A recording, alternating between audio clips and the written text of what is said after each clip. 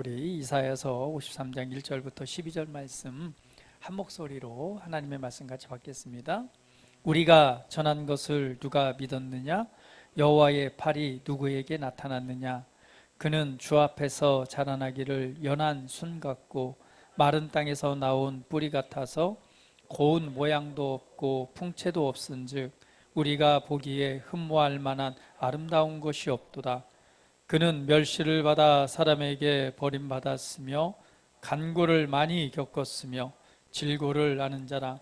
마치 사람들이 그에게서 얼굴을 가리는 것 같이 멸시를 당하였고 우리도 그를 귀히 여기지 아니하였도다. 그는 실로 우리의 질고를 지고 우리의 슬픔을 당하였거늘 우리는 생각하기를 그가 징벌을 받아 하나님께 맞으며 고난을 당한다 하였노라. 그가 찔림은 우리의 허물 때문이요 그가 상함은 우리의 죄악 때문이라. 그가 징계를 받음으로 우리는 평화를 누리고 그가 채찍에 맞음으로 우리는 나음을 받았도다. 우리는 다 양 같아서 그릇 행하여 각기 제 길로 갔거늘 여호와께서는 우리 모두의 죄악을 그에게 담당시키셨도다. 그가 곤욕을 당하여 괴로울 때에도 그의 입을 열지 아니하였으며 마치 도수장으로 끌려가는 어린 양과 털 깎는 자 앞에서 잠잠한 양같이 그의 입을 열지 아니하였도다. 그는 곤욕과 신문을 당하고 끌려갔으나 누가 생각하기를 그가 살아있는 자들의 땅에서 끊어짐은 마땅히 형벌받을 내 백성의 허물 때문이라 하였으리요. 그는 강포를 행하지 아니하였고 그의 입에 거짓이 없었으나 그의 무덤에 악인들과 함께 있었으며 그가 죽은 후에 부자와 함께 있었도다. 여호와께서 그에게 상함을 받게 하시기를 원하시고 질고를 당하게 하였은즉 그의 영혼을 속건 제물로 드리기에 이르면 그가 씨를 보게 되며 그의 날은 길 것이요 또 그의 손으로 여호와께서 기뻐하시는 뜻을 성취하리로다. 그가 자기 영혼에 수고한 것을 보고 만족하게 여길 것이라. 나의 의로운 종이 자기 자식으로 많은 사람을 의롭게 하며 또 그들의 죄악을 친히 담당하리로다. 그러므로 내가 그에게 존귀한 자와 함께 몫을 받게 하며 강한 자와 함께 탈취한 것을 나누게 하리니 이는 그가 자기 영혼을 버려 사망에 이르게 하며 범죄자 중 하나로 헤아림을 받았음이니라. 그러나 그가 많은 사람의 죄를 담당하며 범죄자를 위하여 기도하였느니라. 아멘. 할렐루야. 오늘도 하나님께서 주신 복음의 기쁜 은혜를 함께 나누기를 원합니다. 그가 징계를 받음으로 우리는 평화를 누리고 라는 제목으로 하나님의 말씀 함께 나누도록 하겠습니다. 여러분, 이사야서는 예수님이 오시기 전, 예수님이 이 땅에 태어나시기 전에 BC 745년부터 680년 사이에 기록되어진 성경입니다. 성경은 하나님의 말씀이죠. 하나님의 말씀이라는 증거는 결국은 하나님께서 그것을 입증하시기 때문에 그렇습니다. 그래서 성경은 예언서라고 말합니다. 하나님의 성령의 감동을 받아서 하나님께서 말씀하신 것을 많은 다수의 40여 명의 저자들이 그것을 기록한 것이죠. 그런데 성경이 우리가 하나님의 말씀이라고 확정할 수 있는 것은 그분의 말씀처럼 내가 말한 그것이 이루어진 것을 보고 너희는 믿으라 라고 말합니다. 결국은 성경은 예언서고요. 예언되어진 것이 성취된 것을 볼 때 우리는 이것이 바로 하나님께서 하신 하나님의 말씀이란 사실을 우리는 믿고 확언할 수가 있습니다. 오늘 이사야 선지자에 의해서 기록된 이사야서 53장도 오늘 바로 예언이죠. 예수님이 오시기 전 600년, 700년 전에 이 글을 기록했습니다. 과연 근데 이게 예수님께서 당하실 어떠한 그러한 일들을 정확하게 이사야 선지자가 알았는지는 모릅니다. 그러나 하나님의 성령의 감동에 의해서 그에 관해서 이제 기록을 한 것이죠. 그리고 예수님께서는 2000년 전에 이 땅에 오신 예수 그리스도는 이렇게 말합니다. 그분은 성경대로 이 땅에 오셨고 성경대로 죽으셨고 성경대로 부활하셨다라고 말씀하고 있습니다. 결국은 예수님을 우리가 믿을 수 있는 하나님의 아들이요 우리의 구원자임을 믿을 수 있는 증거는 그분이 성경대로 오셨고 성경대로 죽으셨고 성경대로 부활하셨기 때문에 우리가 그분을 하나님으로 그리고 그분을 우리의 구원자로 믿을 수 있는 것입니다. 약속대로 예언대로 예언의 성취가 이루어졌기 때문에 그렇습니다. 오늘 이사야서에는 바로 예수님께서 오신 것과 그분이 행하실 일들에 관해서 오늘 예언으로 기록한 성경이 바로 이사야서의 오늘의 본문 말씀입니다. 그래서 오늘의 이 본문 말씀을 통해서 우리 복음의 은혜를 더 깊이 있게 나누고 또 하나님 앞에 영광을 돌려드리기를 원합니다. 오늘 53장의 1절에 보면 이렇게 말씀하고 있죠. 우리가 전한 것을 누가 믿었느냐? 여호와의 팔이 누구에게 나타났느냐? 라고 하시면서 2절 말씀해 보니 그는 주 앞에서 자라나기를 연한 순 같고 마른 땅에서 나온 뿌리 같아서 고운 모양도 없고 풍채도 없은즉 우리가 보기에 흠모할 만한 아름다운 것이 없도다 라고 기록합니다.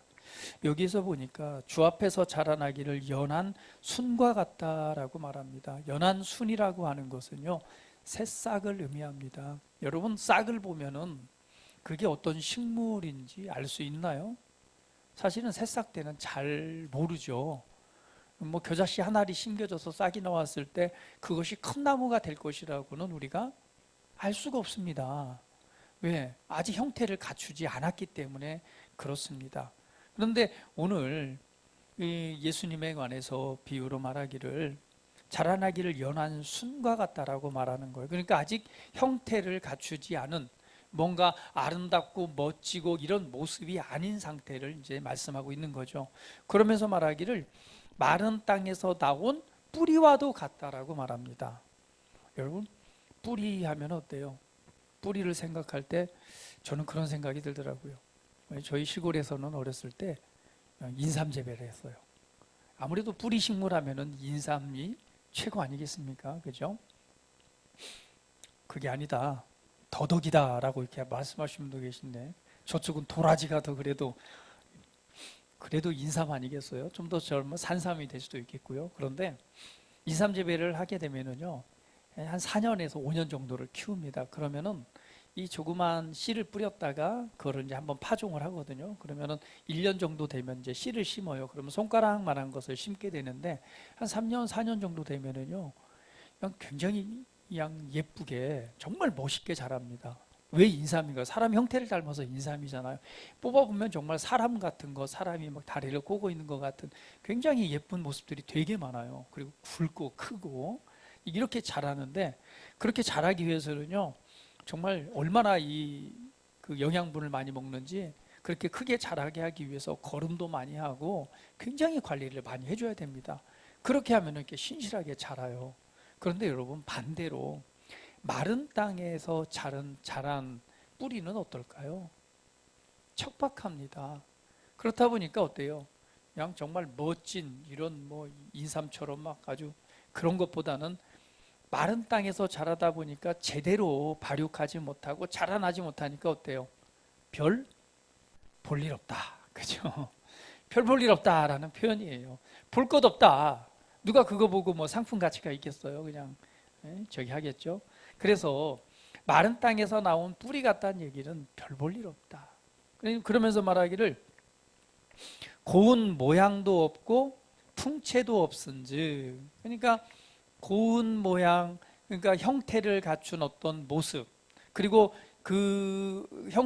저기 풍채라고 하는 것은 빛나는 거 있잖아요. 빛나는 거 보기에 할 수 있는 것, 그런 모양이 아무것도 없다란 말이에요. 그러면서 말하기를 우리가 보기에 흠모할 만한 아름다운 것이 없도다라고 표현합니다. 흠모한다는 것은 무슨 말이냐면 탐내는 거예요. 탐내는 거. 보면 어때요? 아우, 저거 갖고 싶다. 아니면 저거 담고 싶다. 저분 어떤 화장품을 쓰지? 주름이 하나도 없네. 우리 전사님 보니까 주름이 없어요. 무슨 화장품 쓰세요? 탐나는데요. 나이가 먹으니까 눈이 처지더라고요. 그죠? 눈밑이 처지고 하는데 어떤 화장품 쓰지? 좋은 거 보면 어때요? 탐내는, 흠모할 만한, 탐내고 가지고 싶다란 말입니다. 그런데 표현하기를 아직 형태도 갖추지 못했고 마른 땅에서 나온 뿌리와 같으니까 그 외적인 모습을 봤을 때는 어떻다는 거예요? 별 볼품 없다는 거, 볼품 없다는 거.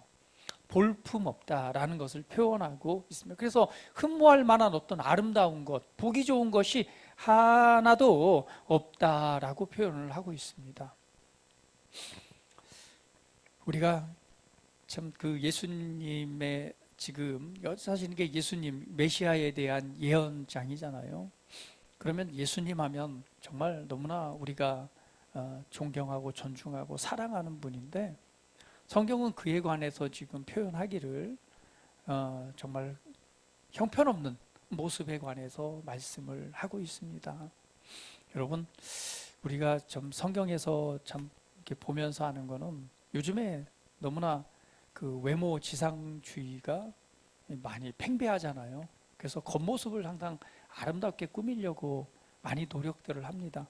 그래서 보면은 성형을 거의 안 하는 사람들이 없던 것 같아요. 조금씩은 다 땡기고 위로 올리고 잡아 당기고 굉장히 많은 시술들을 하다. 그래서 나이를 구분할 수가 없어요. 보면은 막 30대 같은데 나이는 60대고 워낙 잘 당겨 놓으니까 기술이 좋아서 잘 모르겠어요.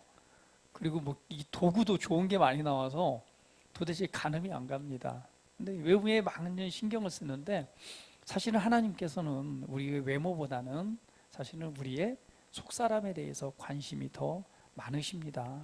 그래서 무엇보다도 우리 속사람이 더욱더 강건해지는 은혜가 있기를 바랍니다. 속사람이라고 하는 것은 뭐예요? 우리가 그리스도 안에서 새롭게 창조되어진, 재창조되어진 영의 사람, 영인 내가 어떤 존재인가를 우리가 바르게 인식하고 아는 게 중요합니다. 우리는 이 겉모습을 보면서 겉모습에 나타난 자기 자신을 또 바라보면서 실망하고 좌절하기도 하고 하기도 합니다. 그러면서 자존감이 굉장히 낮아지기도 하죠. 그렇지 않습니다. 진짜 나는 누구냐면 이 몸 안에, 육체 안에 살고 있는 속사람, 영의 사람이 진짜 나예요. 그런데 그 영의 사람에 관해서 성경은 뭐라고 합니까? 하나님 만드신 최고의 걸작품이라고 말하는 거예요. 하나님의 최고의 작품입니다. 다시 한번 옆 사람 한번 보세요. 꼭 보셔야 돼요.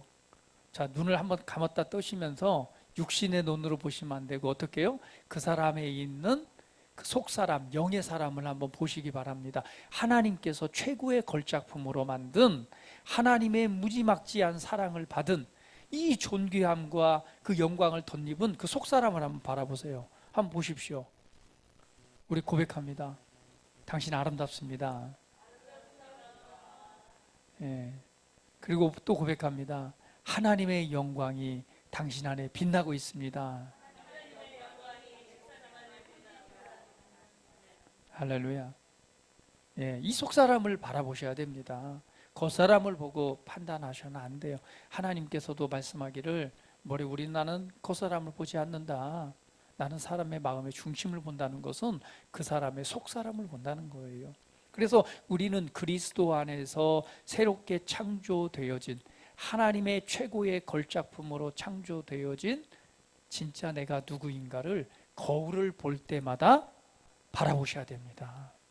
거울을 볼 때마다 우리는 어때요? 우리 자신을 보고 잊어버리면 안 되죠. 거울을 볼 때마다 하나님의 은혜 안에서 그리스도 안에서 하나님의 최고의 작품으로 이 건축되어지고 새롭게 창조되어진 내가 누구인가를 바라보고 그것을 믿고 인식하며 나갈 때 우리의 자존감은 하늘을 찌를 수밖에 없어요. 그래서 삶의 변화는 어디서 나타나느냐? 겉으로부터 나오는 것이 아니라 우리의 영, 우리의 속사람으로부터 시작되는 것입니다. 왜? 그 사람을 보여주는 것은요, 그 사람은 어떤 사람인가라고 그 사람의 형태를 보여주는 것은 그 사람의 말을 보면 알 수가 있습니다. 그 사람이 말이 어떠한가는 그 사람을 표현하고 나타내는 거예요. 그래서 사람을 사귈 때는요, 말을 예쁘게 하는 사람하고 사귀세요. 말이 거칠고 말이 안 좋은 사람은요, 그 사람의 속사람이 거시기하기 때문에 그 거시기한 사람하고 사귀면 안 돼요. 예. 왜? 그 사람의 진짜 모습은 그 사람의 말을 통해서 나옵니다. 왜? 그 사람에 쌓여 있는 것, 그 사람의 모든 것이 말을 통해서 표현되기 때문에 그래요. 그래서 항상 우리는 은혜의 말을 해야 되는데, 은혜의 말을 하기 위해서는요, 가식적인 것이 아니라 우리의 속사람이 누구인가를 말씀을 통해 바라보고 속사람이 강건해지면 그 쌓여있는 하나님의 은혜가 우리의 입술의 고백을 통해서 나오게 되고요. 그 입술의 고백은 우리의 삶을 변화시킵니다. 할렐루야. 하나님께서는요, 우리를 새롭게 창조하실 때 우리의 속사람 안에 이 땅에서 인정받고 사랑받고 그리고 탁월함을 나타내고 승리하고 성공할 수 있는 모든 신령한 복을 우리의 속사람 안에 다 부어놓았어요. 우리 다 가지고 있습니다. 부족한 게 아니에요. 막 지금 기도해서 하늘 문을 열어가지고 그것을 내려받는 것이 아니라 이미 우리를 창조하실 때 우리의 영 안에 선하고 아름다운 것들을 다 부어놓으셨습니다. 그러면 내가 누구인가를 말씀을 통해 발견하고 그것을 우리가 믿고 믿음으로 살아가기 시작하면 그 은혜가 우리의 삶을 변화시키는 거예요. 그래서 인생을 살아가다가 어떤 환경이나 어떤 문제를 만나거나 아니면 우리 겉사람의 치중해서 거기에서 실망하거나 좌절하지 마시고 항상 우리 안에 있는 속사람, 그리스도 안에서 새로운 피조물로 창조되어진 내가 누구인가를 바라보고 그 복음의 은혜의 말씀을 붙잡고 믿음으로 계속해서 살아가신다면 여러분 삶은 풍요로울 수밖에 없고 하나님의 영광과 살아계심이 나타날 수밖에 없습니다. 다시 한번 옆 사람 보세요. 당신 정말 아름답습니다 라고 축복합니다.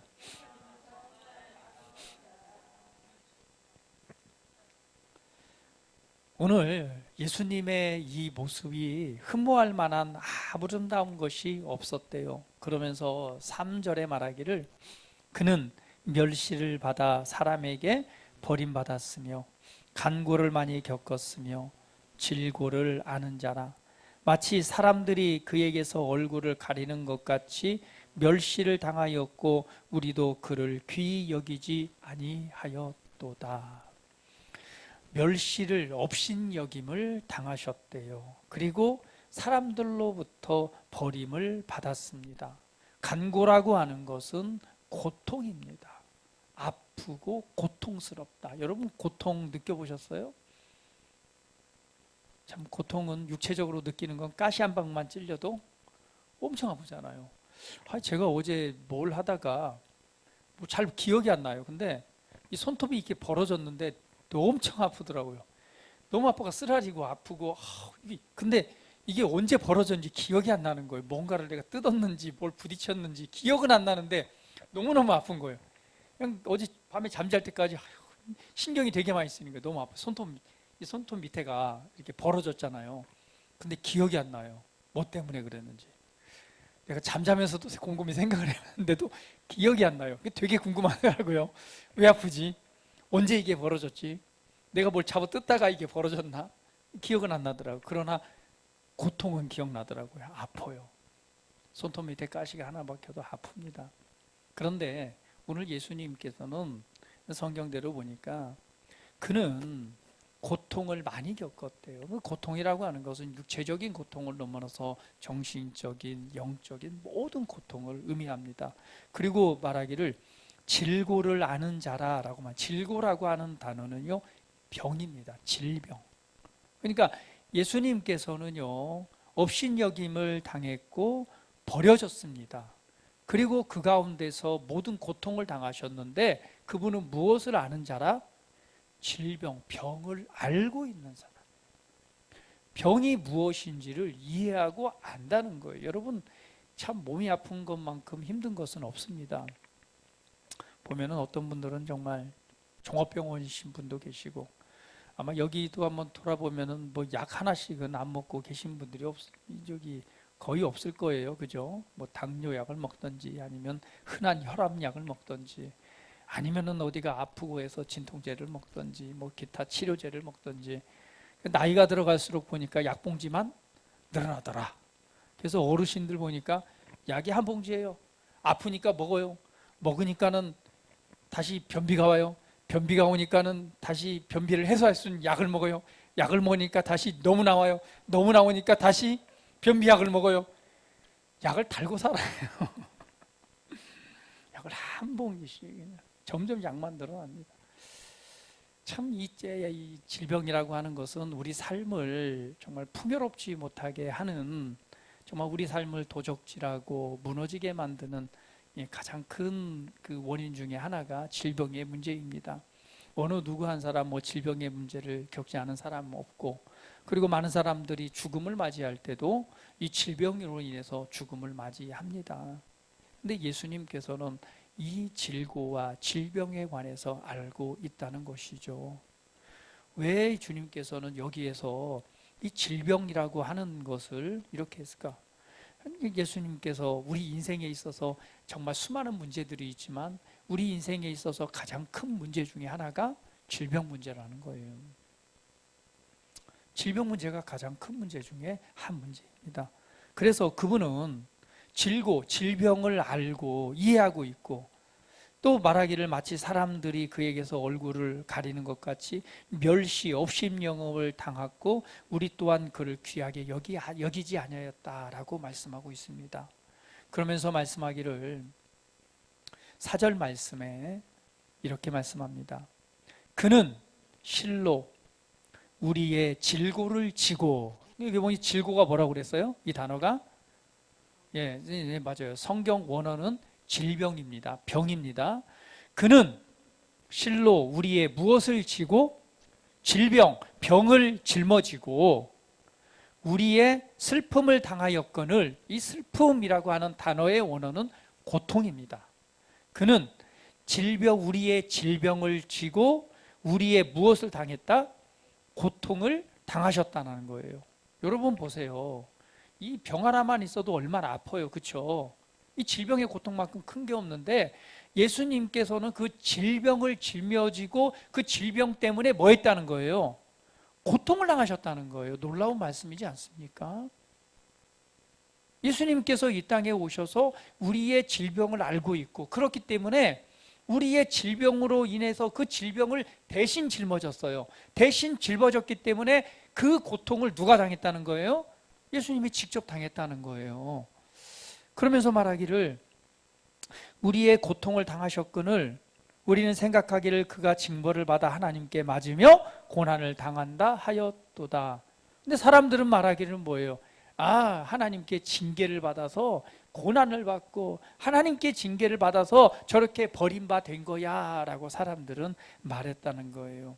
그러나 사실은 무엇이냐? 5절 말씀에 이렇게 말합니다. 그가 찔림은 우리의 허물 때문이고 그가 상함은 우리의 죄악 때문이라. 그분은 하나님으로부터 징벌을 받아서 하나님께 맞고 고난을 당한 것이 아니라 그분이 고난을 당하고 그분이 우리의 질병을 짊어지고 그분이 그 고통을 담당하신 것은 그것은 우리의 허물 때문이고 그가 흠모할 만한 아무런 모양이 없도록 망가지고 찢어지고 상한 것은 우리의 죄악 때문이래요. 그러면 예수님께서는 우리가 가지고 있는 질병과 우리가 당해야 될 고통 때문에 오늘, 그리고 우리가 가지고 있는 이 죄악 때문에 고통을 당하신 거예요. 그분은 찢김을 당했고 그분은 온몸이 상해지는 그런 모습, 그 모습을 성경은 표현하기를 이렇게 표현합니다. 53장 14절 말씀 보면, 전에는 52장 14절, 전에는 그의 모양이 타인보다 상하였고 그의 모습이 사람들보다 상하였으므로 많은 사람이 그에 대하여 놀랐거니와 라고 말해요. 그러니까 그분의 상한 모습은 어떤 모양, 이건 좀 신사적으로 표현한 거예요. 사람의 몰골 같지 않았다. 너무나 처참해서 깜짝 놀랄 정도로. 그러니까 여러분 참 저는 참 그 교통사고를 한번 당하면서 참 처참한 장면을 봤어요.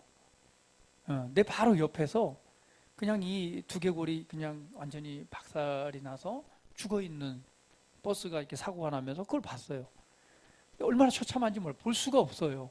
그리고 그 수많은 사람이 그냥 절벽 아래로 이렇게 있을 때에 정말 그 처참한 모습들을 저는 다 보면서 이렇게 내려갔거든요. 정말 눈에 볼 수가 없어요. 그만큼 처참해요. 막 찢기고 이렇게 한 모습이. 그런데 예수님의 모습의 상한 모습을 표현하기를 타인보다 상하였고 그의 모습이 사람들보다 상하였으므로 많은 사람이 그에 대해 놀랐다라고 말합니다. 놀랐다는 표현은 너무너무 사람 모양 같지 않도록 망가진 모습을 표현하고 있는 거예요. 근데 그분이 왜 그렇게 상했느냐? 그 이유는 하나님께 버림받고 하나님께 징계를 받는 것이 아니라 사실은 누구 때문에? 나의 질병과 나의 허물과 나의 죄악 때문에 그분이 찔림을 당하시고 그리고 상함을 당했다라고 말씀하고 있는 것입니다. 그러면서 말하기를 이렇게 표현하죠. 그가 징계를 받음으로 우리는 평화를 누리고 그가 채찍에 맞음으로 우리는 나음을 받았도다. 할렐루야. 할렐루야. 그가 징계를 받음으로 우리는 평화를 누리고 그가 채찍에 맞음으로 우리는 나음을 받았도다. 여러분, 그분이 징계를 받으심으로 우리는 평화를 누린다라는 거예요. 징계라고 하는 것은요, 징계를 받고 평화를 누린다. 이 평화라고 하는 단어가 샬롬이라고 하는 단어입니다.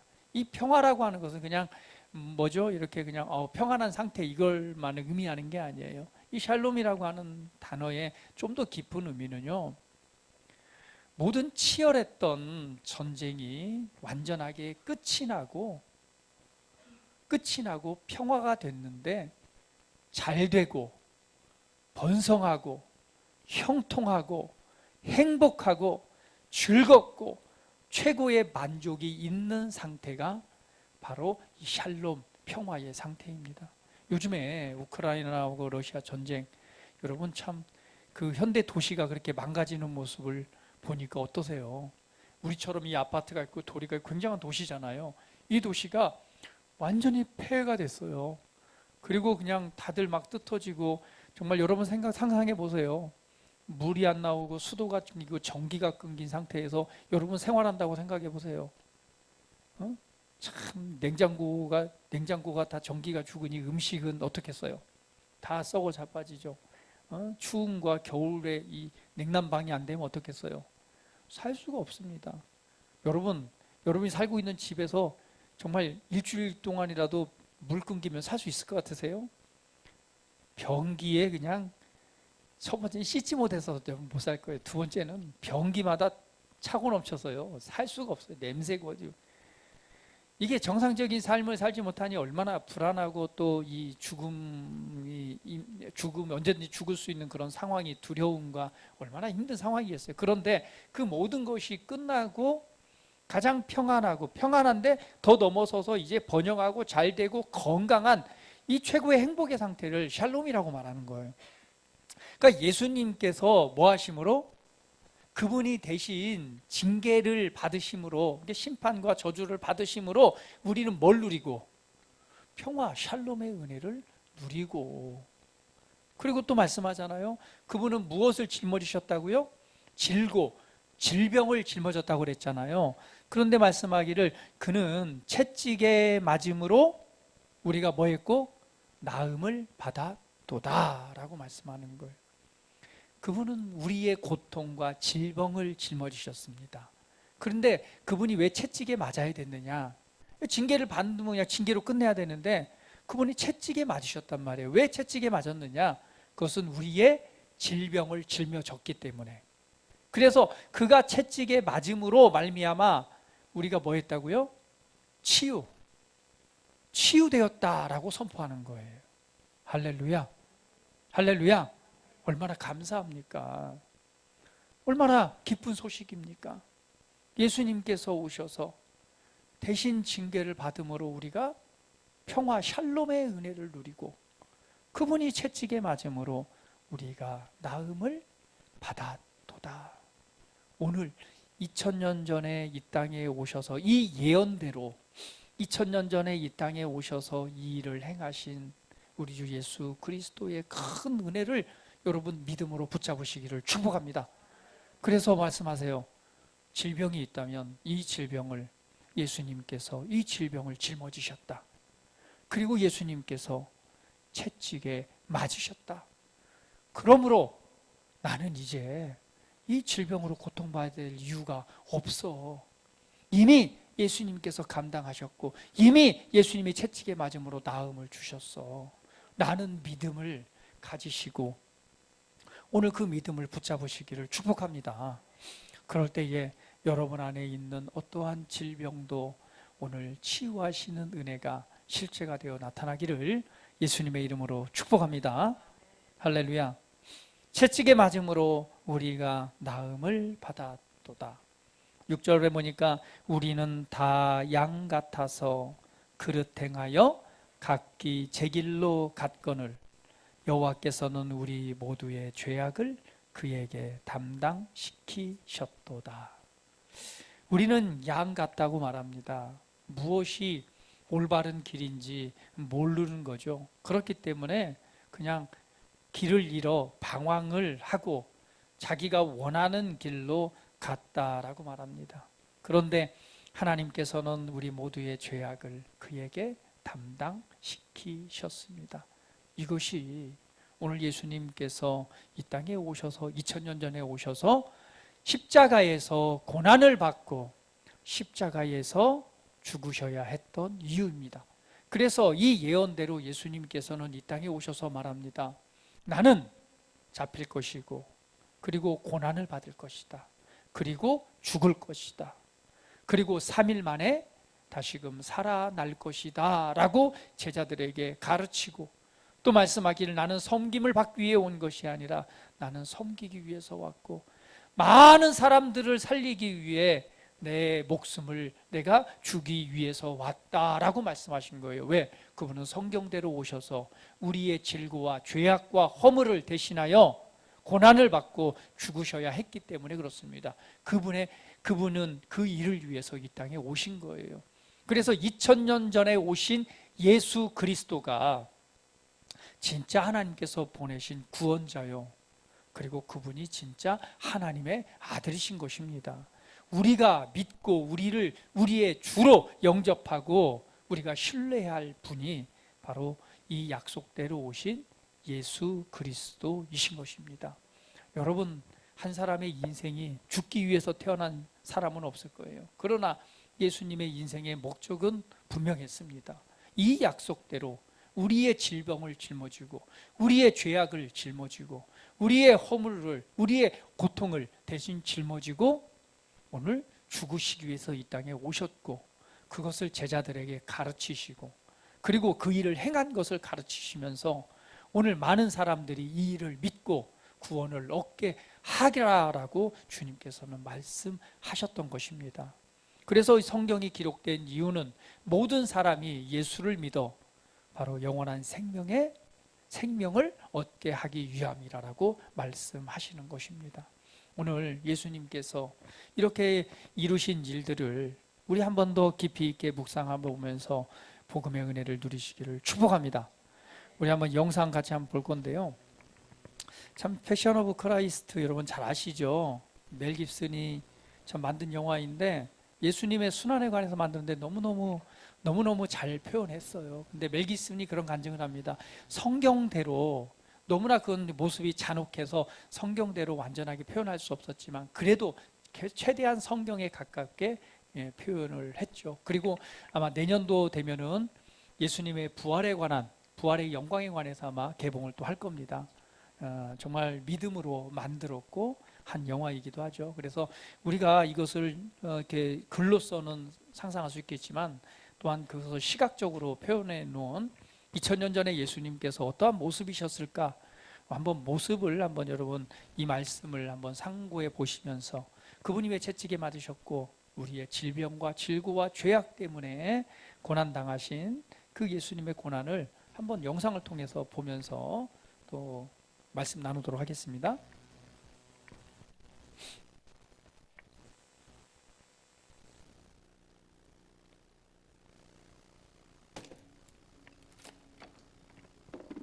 볼륨 좀 키워줘 봐요.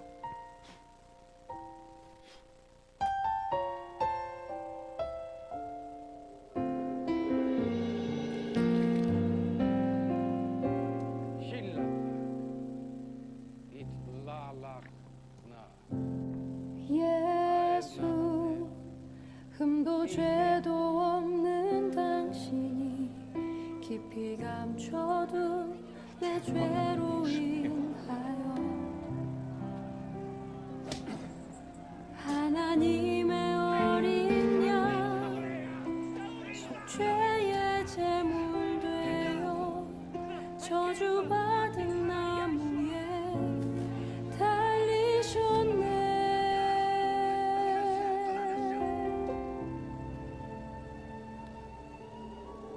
내가 예수를 당신을 부인했습니다. 내가 예수를 당신을 못 박았습니다. 당신이 행하신 일 모든 약속을 다 잊고 십자가에 예수를 매달았네. 내가 예수를 당신을 부인했습니다. 내가 예수를 당신을 못 박았습니다. 나의 모든 죄를 지고 아버지께 인도하시는 내가 예수를 못 박았습니다.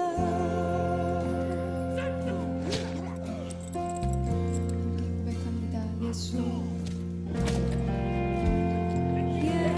예수 흠도 죄도 없는 당신이 깊이 감춰둔 내 죄로 인하여 하나님의 어린 양 속죄의 제물 되어 저주받은 나무에 달리셨네.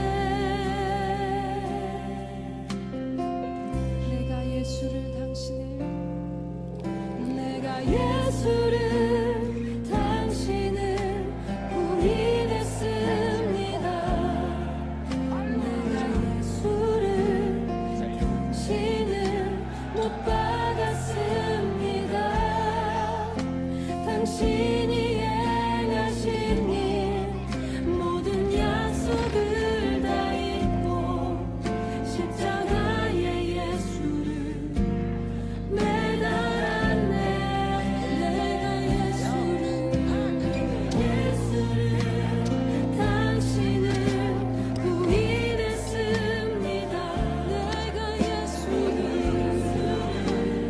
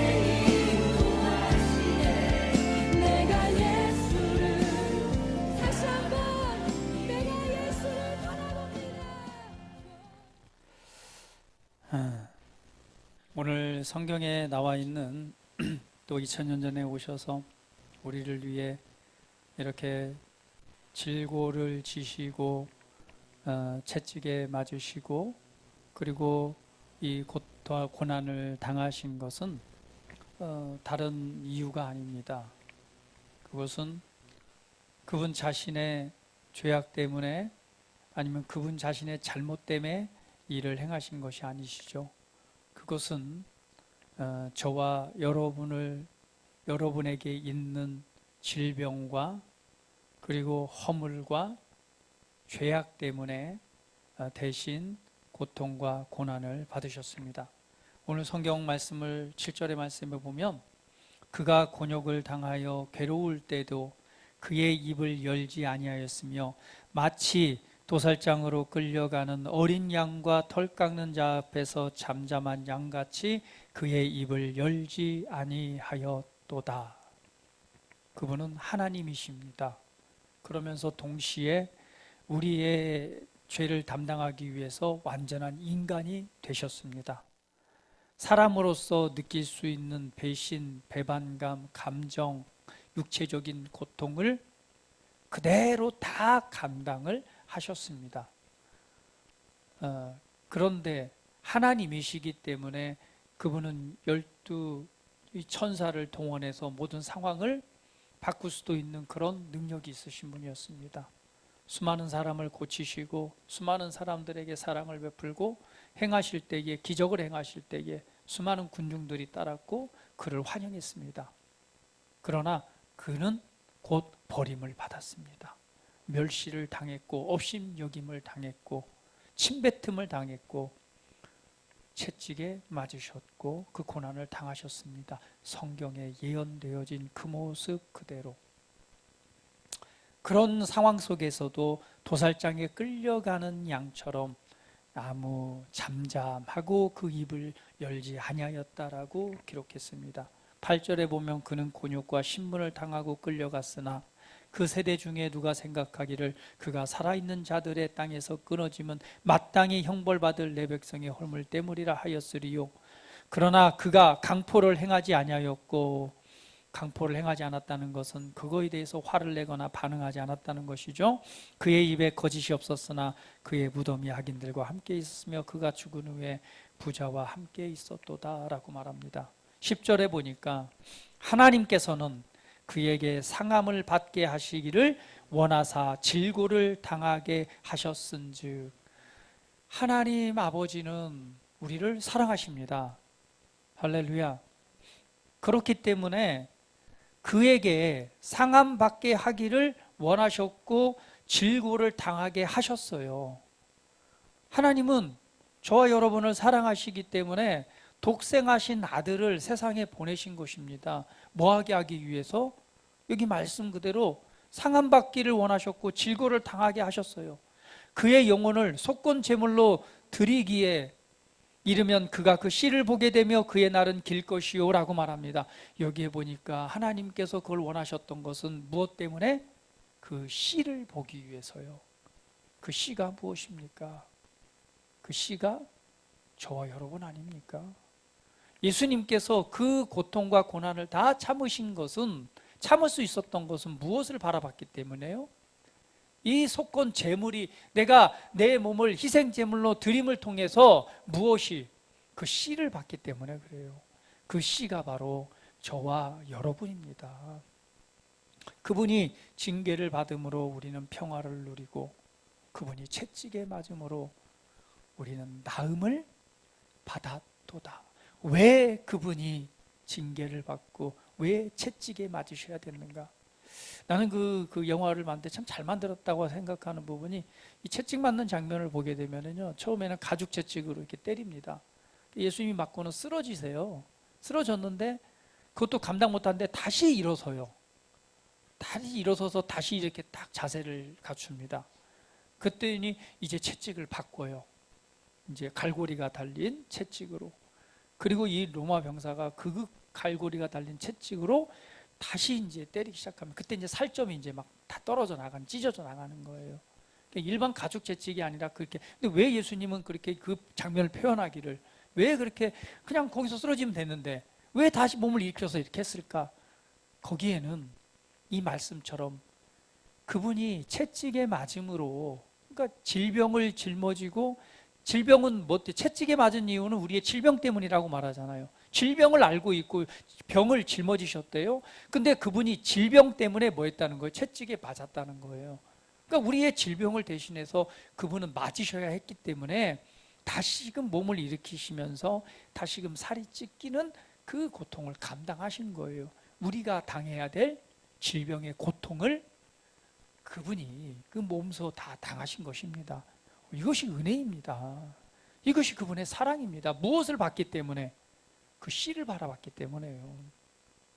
그걸 통해서 우리가 새로운 피조물로, 새로운 창조물로 거듭나서 하나님의 존귀한 아들이 되고, 아들이 되어서 평화를 누리고, 그리고 자유자로서 하나님의 나라를 세워가는 그 회복의 은혜를 받기 때문에 예수님께서는 도살장에 끌려가는 양처럼 잠잠하게 오늘 그 일을 행하신 것입니다. 할렐루야. 그래서 그가 자기 영혼에 수고한 것을 보고 만족하게 여기실 것이라. 나의 의로운 종이 자기 지식으로 많은 사람을 의롭게 하여 또 그들의 죄악을 친히 담당하리라 라고 말씀을 하고 있습니다. 오늘 그가 징계를 받음으로 오늘 우리에게 주시는 하나님의 은혜를 다시 한번 우리가 기억하고, 오늘 그 은혜가 내 안에 이루어진 이 놀라운 실제를 제발 좀 믿음으로 받았으면 좋겠어요. 제발 받았으면 좋겠어요. 왜 예수님이 질병 때문에, 우리의 질고 때문에 고통을 당하셨는데 우리가 이 땅에서 그걸 그대로 그걸 붙잡고 그걸 멀리하지도 못하고 붙잡고 살아갑니까?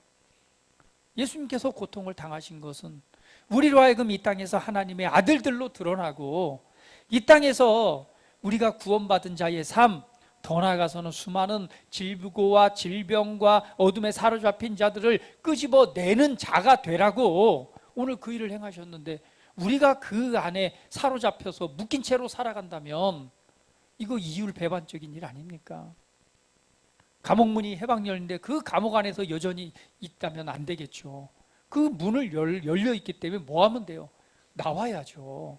걸어 나오셔야죠. 걸어 나와가지고 우리 해야 될 일을 해야죠. 그런데 여전히 그 안에 사로잡힌 채로 그 안에 해방되었음에도 불구하고 그런 삶을 살아간다면 이건 정말 어리석은 자의 삶이라고 할 수 있을 것입니다. 오늘 십자가와 해방시키신 주의 은혜를 기억하면서 오늘 문 밖으로 나와서 자유자로서 승리를 선언하시고 선포하시고, 하나님의 아들의 소명을 가지고 하나님의 아들들로 이 세상 가운데 드러나고 나타나시기를 예수님의 이름으로 축복합니다. 그래서 우리는 질병을 치유하는 자고 자유롭게 하고 해방시키는 자들입니다. 내가 누구인가를 알고 그런 믿음 안에서 오늘 승리자로서 나타나기를 예수님의 이름으로 축복합니다. 다 같이 한번 기도드리겠습니다. 오늘 받은 말씀을 여러분 상고하시면서 오늘 내게 주신 은혜를 다시 한번 기억하며 오늘 한번 고백하면서 이 시간 기도할 때에 오늘 하나님의 은혜가 여러분의 삶과 여러분의 질병과 여러분의 모든 것 가운데 오늘 나타날 것입니다. 함께 고백하며 기도드리겠습니다.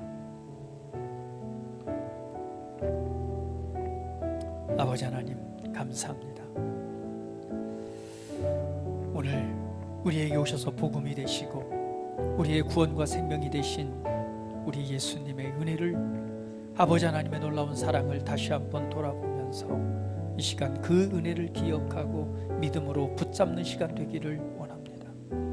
예수님께서 무엇 때문에 고난을 당하셨고 무엇 때문에 징계를 받으셨고 무엇 때문에 채찍에 맞으셨는지, 오늘 그 은혜를 통해서 이루신 일이 무엇인지, 오늘 그것은 그 씨를 바라봤기 때문이고 오늘 바로 그 씨가 오늘 우리임을 시간 우리가 고백하면서 오늘 그 은혜를 붙잡는 자, 또 그 은혜를 누리면서 그 은혜 안에서 하나님의 아들들로 드러나고 나타나는 은혜의 삶을 살아가는 우리 모든 사랑하는 성도들 되기를 원합니다. 이 땅에 살아가면서 수많은 일들로 인해서 고통받고 아플 일들이 있습니다. 질병으로 인해서 고통받을 일도 있습니다. 그러나 주님께서 이 질고를 대신 지셨고 채찍에 맞음으로 나음을 주셨습니다. 오늘 그 은혜가 우리 안에 이루어짐을 인하여 감사합니다. 각종 질병, 증상, 고통 예수 이름으로 명하노니 우리 각 사람의 몸에서 완전히 사라질지어다. 예수 이름으로 명하노니 사라질지어다. 오늘 주신 은혜를 믿음으로 취하며 더 많은 영혼들을 구원하고 살리는 하나님의 아들들 되게 하시옵소서. 이 시간도 주신 은혜를 감사합니다. 찬양합니다. 경배합니다. 예수 그리스도의 이름으로 기도드립니다. 아멘.